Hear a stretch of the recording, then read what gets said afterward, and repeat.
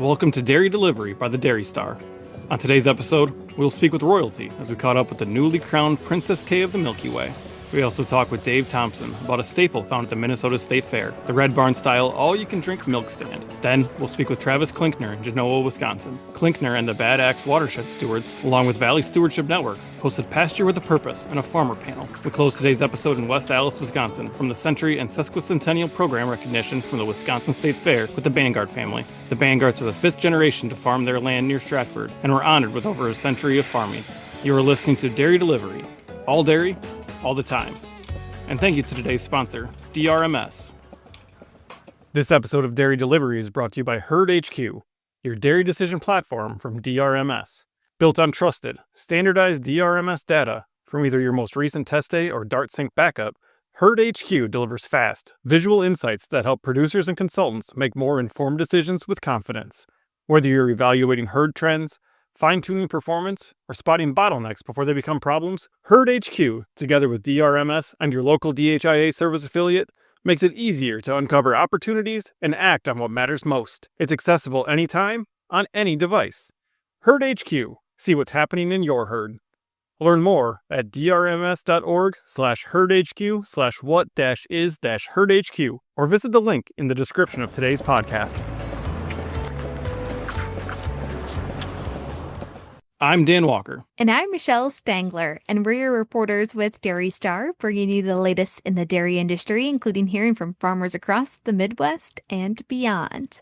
Well, summer is winding down, Dan. Is there a tradition that you try to do every summer? Yeah, I'd say every summer we would always try to make sure we got to one Brewer game. It was always just, baseball's kind of the sport of the summer, and we always wanted to make sure we would get down to County Stadium for one when it was County Stadium, and then Miller Park, and then obviously now being American Family Field. And we've tried to stick with that tradition from when we moved back to Indiana for a couple of years, and now we're definitely within driving distance, and the Brewers having as good of a year as they're having. It feels like we need to have this one happen. What's your big one summer tradition? Well, one of my summer traditions is just going to the fair with my family. Every year, we just enjoy competing against each other at my local county fair in Dodge County and as open glass exhibitors. So we did that this past year, and I cake decorate, and my sisters and I were all in the class, and I'm happy to share that I was the biggest loser of this year's fair. My two older sisters beat me. One got a second place ribbon and another got a third place ribbon, and I didn't place with my cupcakes, but it's all in good spirits. It's a really cool recap to really highlight the summer. It was just this past week, so always cool just to hang out there. But soon, first day of school will come around. Are you excited for it?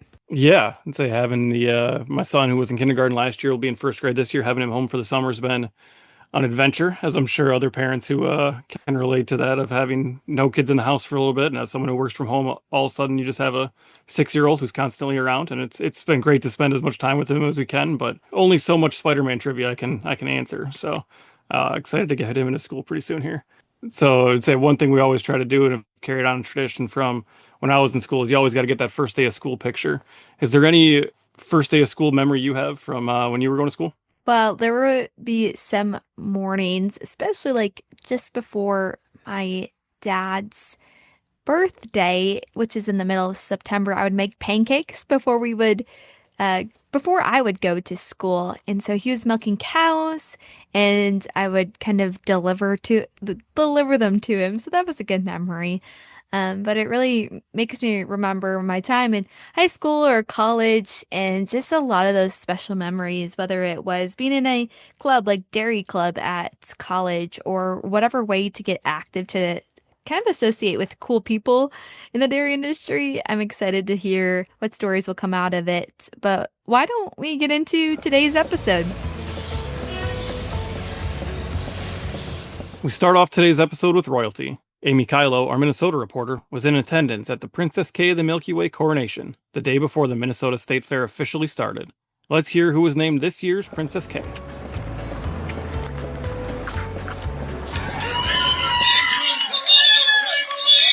Let's hear it for Malorie, Thorson, your 72nd Princess K. Congratulations to the 72nd Princess K of the Milky Way, Malorie Thorson. After coronation, our Amy Kylo caught up with Thorson about being named this year's Princess K. I feel like I'm in a fever dream. I don't feel like it's real, but I maybe feel like it's real when I wake up tomorrow morning so I can go into the butter booth. I love it. You grew up on your family's farm. Tell me a little bit about what's happening on the family farm while you're away. Tell me about that. Well, my parents are always making sure that our milk is the highest of quality, and we're always taking care of our animals. We love our animals. I know that I got all good lucks from all of my show cows, past show cows. I made sure I gave them a hug before I left before Princess K. And we're also currently trying to finish up fourth crop hay. So hopefully that can get done this week. When our Amy Kylo was hearing what the newly crowned Princess K of the Milky Way had to say to the media, she answered with enthusiasm if she was looking forward to getting her likeness carved in butter.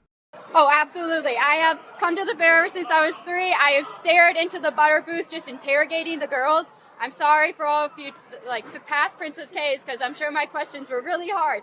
But I always just loved being able to see them just go around in circles, and so I could sit there for hours, and I'm so excited for it. That's amazing. You have a really, really early morning. Tell me a little bit about, your nerves thinking about going into the state fair tomorrow. I'm just really excited to connect with every single consumer that can come. I'm really excited to meet every one of you and be able to hear your story, and I'm able to tell mine. That's amazing. And when you have interactions with fairgoers, what is one thing you hope they walk away with after visiting with you or being in the dairy building? I really want them to walk away with knowing how much a dairy product is a family-to-family product. My family is working every single day, 365 days a year to make a high-quality product for you guys to enjoy. And so when you're purchasing dairy, you're directly affecting me and my future and my families, and you're also affecting the future and nutrition of your family as well. Malorie's looking forward to meeting so many different groups of people from across Minnesota. I'm really excited to meet everyone I can talk to. I'm a chatterbox for sure. Talking with my mom every single morning during milking has made me an outgoing person. So I'm really excited to channel that energy into every single interaction. That's amazing. As you think about the year ahead, speaking to the dairy farmers that you're representing, what would you say to Minnesota's dairy farmers? I want to thank you all so much. I cried during my interview when they asked me why I was impacted by the dairy industry, and it's because each and every single one of you have impacted my journey. No matter if I physically met you or not, I have felt your support, and I could not be more grateful to represent you this entirety of the year. Thorson is also continuing the family legacy of being a Princess K finalist. My mom actually was a finalist in 1996, and so I was born into becoming Princess K for sure. She always wanted me to be a finalist because she knew how much I would be able to grow from this opportunity. With her family history in Princess K of the Milky Way, her mom had some words of advice before this year's event. To completely tell my dairy story and be truly authentically myself, because I am prone to be a comparison person, and she's told me from time and time again that if I am myself, people are drawn to that. And so to just be authentic and to always tell my story and be able to incorporate every single story of dairy farmers into my story. In her role, Malorie Thorson hopes to inspire many. I can already feel like I have inspired so many young girls from this point. I have so many young girls from my church actually who came, and they have loved every single minute of this journey. And so I'm going to inspire them by being truly authentically, because sometimes you can be in a male-dominated workforce, and that's completely okay because there's always room to be yourself. I love it. Tell me a little bit, what is a message you're really excited to share over the next year with this platform you have? Sustainability. My family is committed to financially, community, and environmentally sustainable, and all those pillars go together, and we work together to make sure with other people off of our farm to make sure our farm is the absolute best that it can be.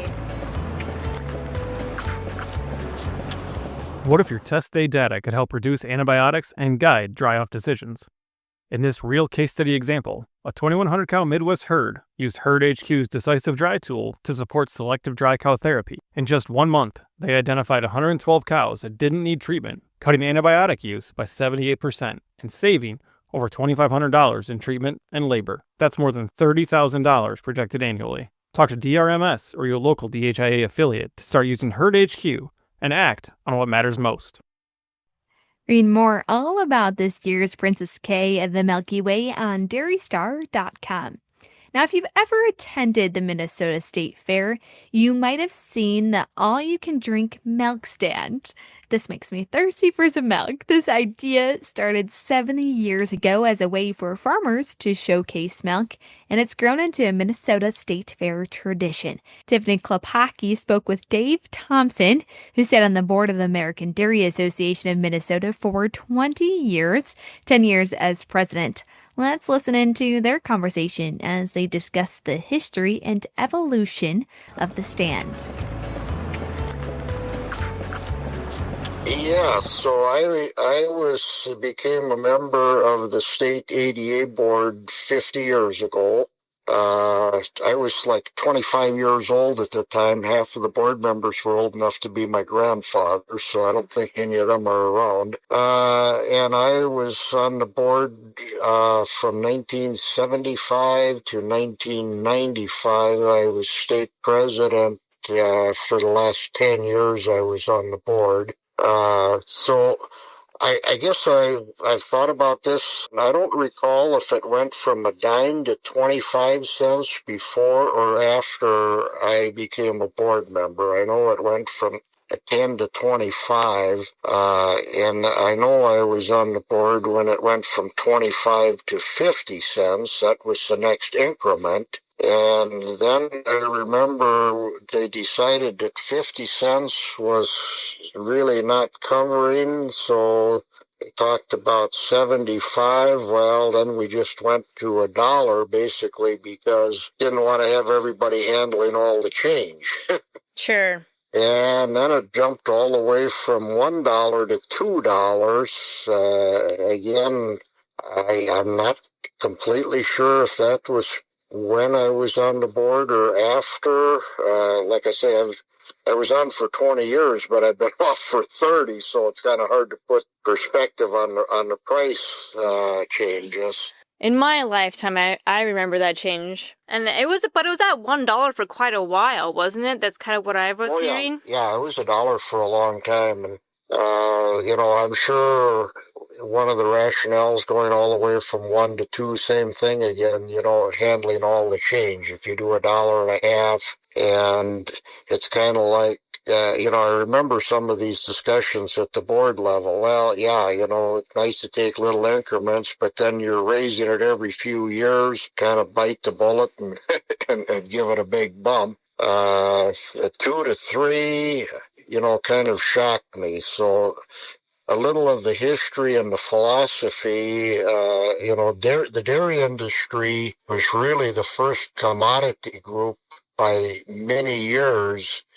that saw the need to promote their product, and that goes way back to starting of June Dairy Month, 88 promotions at the state fair, and over the last, I don't know when the other copycats started jumping in, but I mean, now we got corn and soybeans and beef and pork and, all of the other commodity groups have seen the value of what the dairy industry did. So not knowing exactly when the milk stand started, obviously the purpose of it was to showcase, the good taste and the value of milk. An important part of this whole thing, this I've been thinking about, as long as I can remember, I worked in there a little bit when I was on the board, and people would like, wow, this is really good milk. Where do you get it? And basically the secret, it's not even a secret, the reason it's so good is because it's served cold, and hardly anybody ever gets cold milk. You go into a restaurant, if you ever go in and order a glass of milk, I'd be willing to bet that 9 times out of 10 it's over 50 degrees when you get it. Yeah, that's true. That doesn't taste as good as when it's about 35 or 36. But people say, wow, this is good. And I think that's, part of the whole thing is it's something that's very cool and cold and refreshing for state fairgoers. Too much data and still no clear answers? In this real case study example, a 3,300 cow Midwest herd turned information overload into action with Herd HQ. Even with strong nutrition, they didn't realize production and components were lagging or how they compared to their peers. With Milk Metrics and Dairy Depot, they flagged short dry periods and fresh cow issues. One change, improving peak milk, added $135 per cow, or $445,000 across the herd. Talk to DRMS or your local DHIA affiliate to start using Herd HQ and act on what matters most.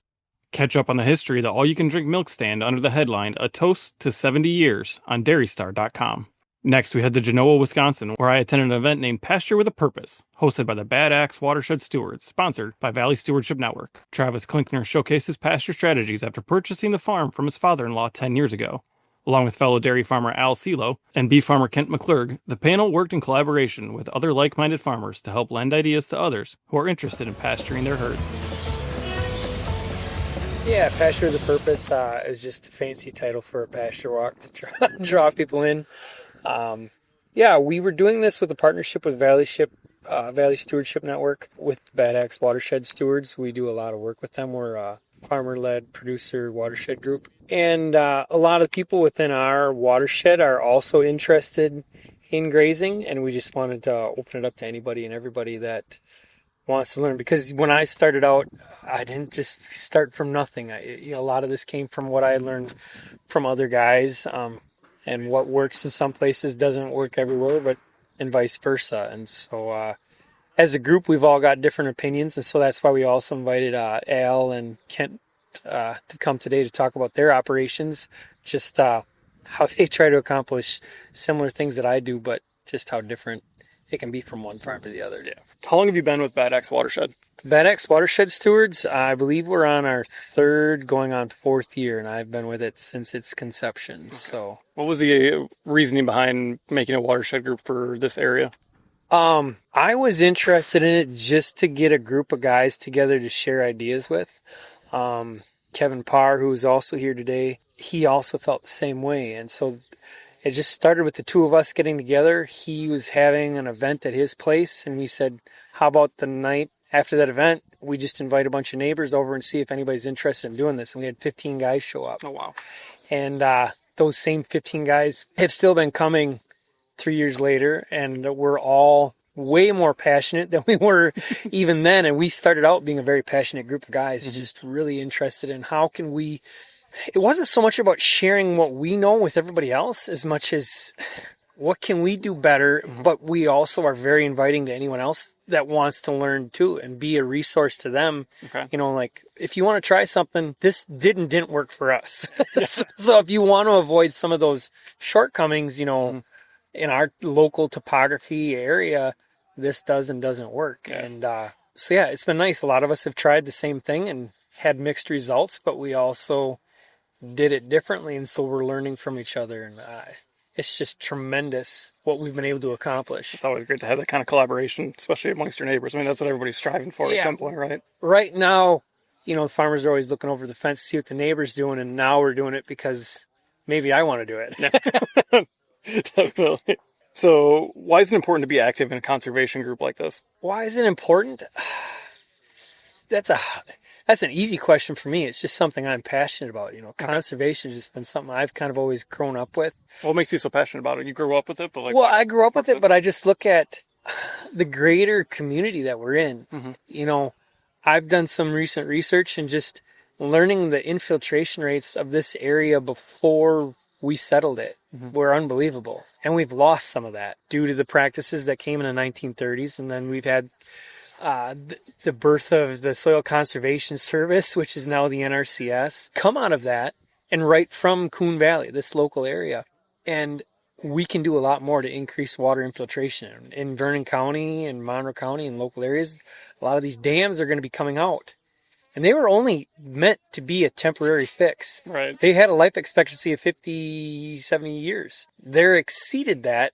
And we haven't come up with a plan of what we're going to do to get more water to go in the ground versus across the ground. So I think conservation groups like us, all of us recognize how we get washing in different areas of our land, and we want to minimize that.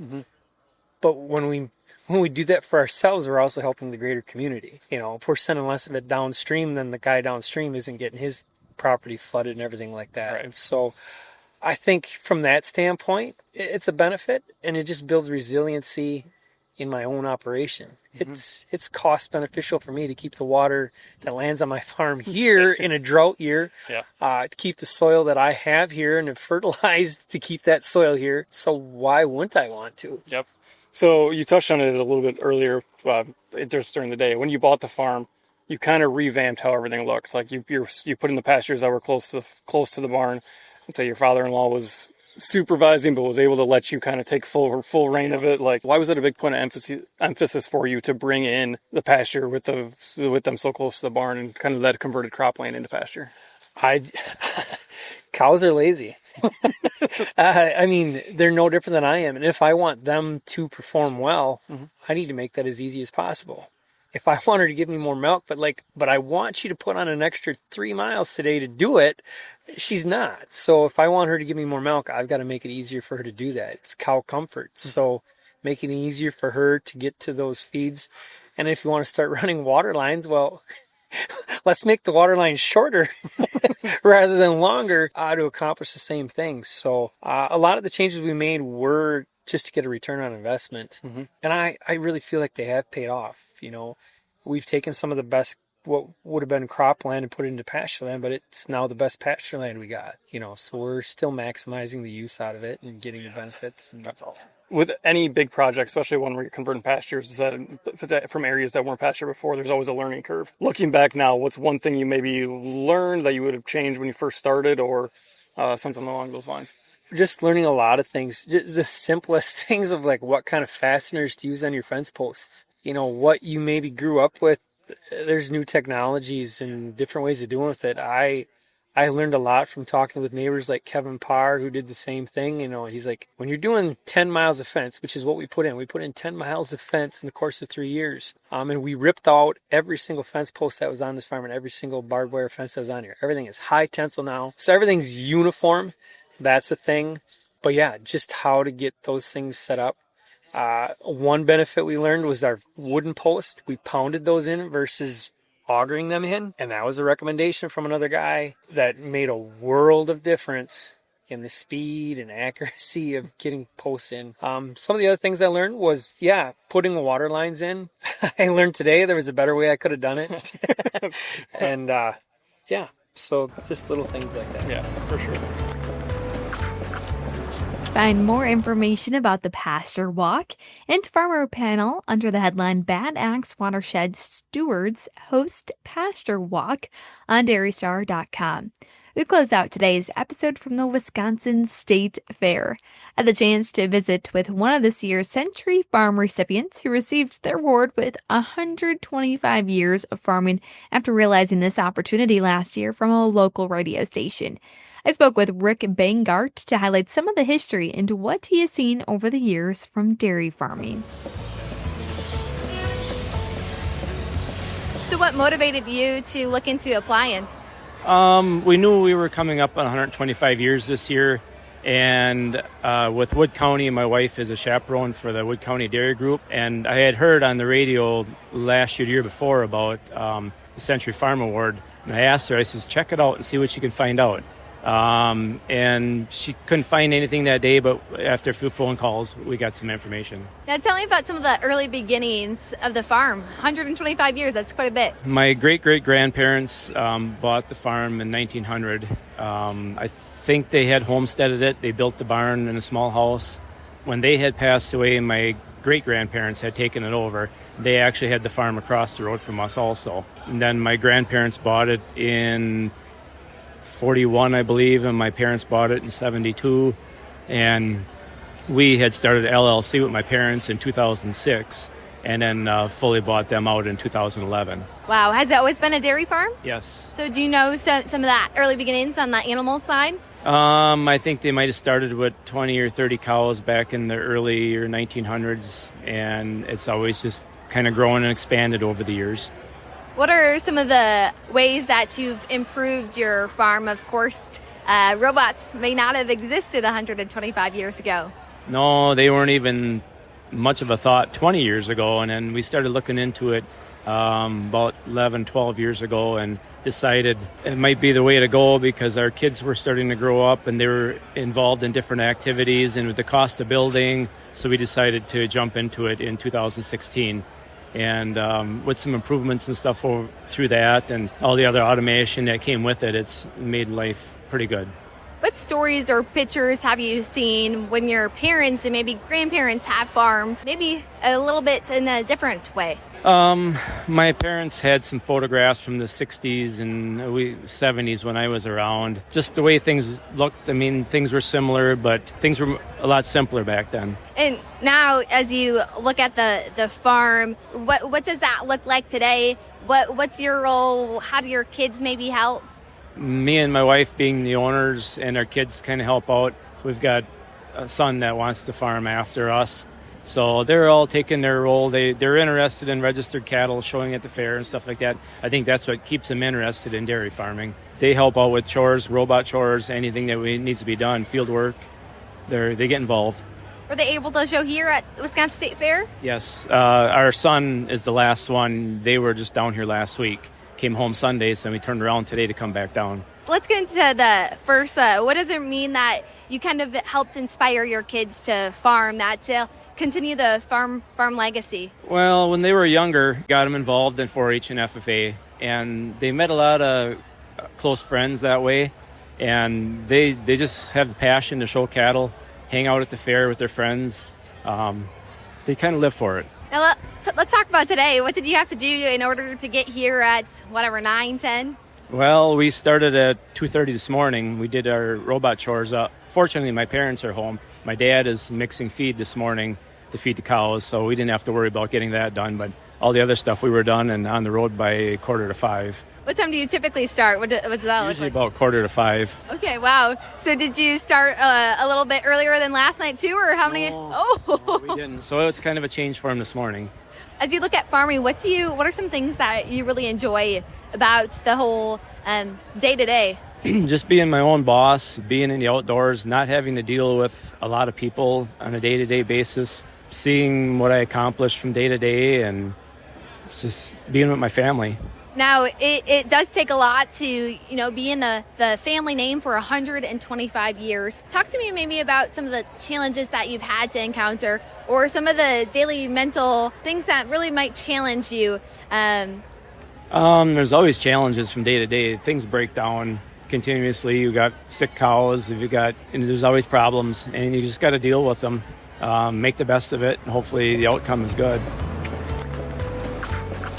Read more about the Bangart family farm under the headline 125 Years Dairy Farming on dairystar.com. We'd like to thank today's sponsor, Herd HQ, the dairy decision platform from DRMS.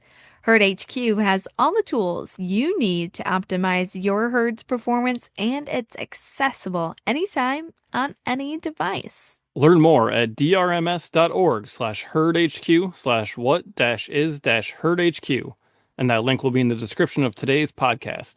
Herd HQ. See what's happening in your herd. Well, Dan, in the latest issue of the Dairy Star, we have so many stories covering all sorts of topics. The first one that really stood out to us, story out of Iowa. Green Brothers Dairy has been in operation for over 52 years. Melvin and Ed Green have been farming together since Melvin returned from military service in Vietnam. The two have seen a lot of changes over their farming career and still love their experiences of working together every day. Next, Danielle Nauman wrote a story about the Denhode family farming in Frederick, Wisconsin. The Denhodes left the Yakima Valley in Washington to farm in northwest Wisconsin and have been battling stray voltage for the past decade. Also included in this issue is a story about different legislation that will affect the dairy industry. Danielle Nauman attended an event with 50 central Wisconsin farmers and business owners at the Altman Construction Company in Wisconsin Rapids. And this issue's Our Side of the Fence focuses on one of the more iconic tools a farmer can use, the truck.